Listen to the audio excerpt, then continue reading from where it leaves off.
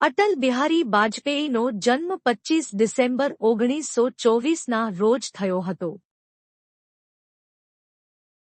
અટલજી ભારતના 10મા વડાપ્રધાન, એક રાજનેતા અને કવિ હતા.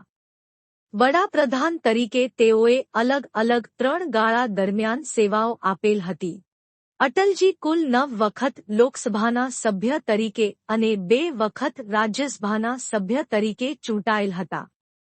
ભારતના અલગ અલગ 4 રાજ્યોમાંથી ચૂંટણી લડીને જીતનાર તેઓ એકમાત્ર સાંસદ હતા. તેઓ ભારતીય જનસંઘ અને આજના ભારતીય જનતા મુખ તરીકે પણ રહેલ હતા. અટલજીને વર્ષ 92માં પદ્મવિભૂષણ, વર્ષ 94માં લોકમાન્ય તિલક પુરસ્કાર તથા પંડિત ગોવિંદ વલ્લભ પંત પુરસ્કાર તથા શ્રેષ્ઠ સાંસદનો પુરસ્કાર આપવામાં આવેલ હતો અને વર્ષ 2015માં ભારત રત્નનો પુરસ્કાર આપવામાં આવેલ હતો.